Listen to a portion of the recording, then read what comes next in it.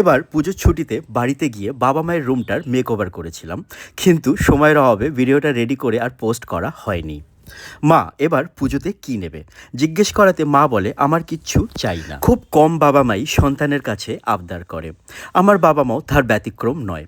না, কি দরকার আছে, ঠিকই তো আছে, বেকার টাকা নষ্ট করবি, এই সব বলে বাবা মায়েরা আমাদের চুপ করিয়ে দেয়। তাই কিছুটা জোর করেই বলতে পারো আমি বাবা মায়ের এই রুমটার মেকওভারের দায়িত্ব নিলাম। আর এটাই ছিল আমার তরফ থেকে মাকে দেয়া এবারের পুজোর গিফট। কাল থেকে কাজ শুরু হবে, তাই আমি আর বাবা গিয়ে প্রয়োজনীয় সব জিনিস এনে রাতে চললো আমাদের লাস্ট মোমেন্ট প্রিপারেশন, আলমারি খালি করা।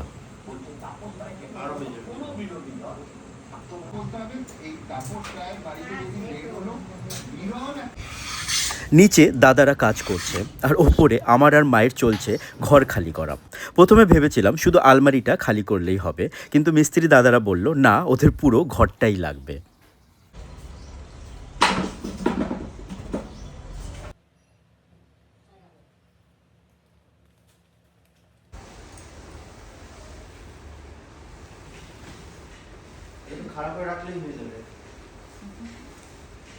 মোটামুটি আমি আর মা মিলে সবটা খালি করলেও খাট খোলার ফাইনাল টাইমে আমাদের মিস্ত্রি দাদাদের হেল্প নিতেই হলো।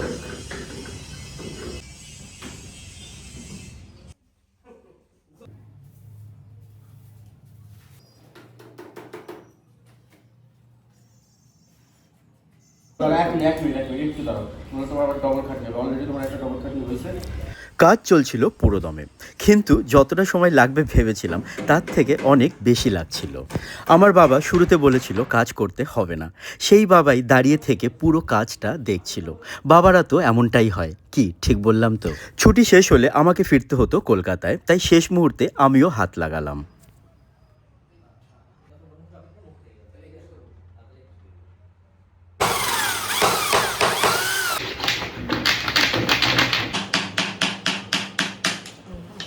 কিন্তু অনেক চেষ্টা করেও ছুটি শেষ হওয়ার আগে কাজটা শেষ হয়নি, তাই একদম ফাইনাল লুকটা আমি দেখে আসতে পারিনি। কলকাতা ফিরে ফাইনাল লুকটা দেখার জন্য মাকে একটা ভিডিও পাঠাতে বলেছিলাম, কিন্তু মায়েদের ফটোগ্রাফি স্কিল তোমরা জানো, ঠিক যেমনটা আমার বাড়িতে ভিডিও কল করার সময় হয়, মায়ের মুখটা কম আর বাড়ির ছাদটা বেশি দেখা যায়। একদম ফাইনাল লুকটা তো দেখাতে পারলাম না, তবে মাকে দেয়া আমার এই ছোট্ট উপহারটি তোমাদের কেমন লাগলো জানিও আমাকে কমেন্টে। মা আসি। আসো বাবা, ভালো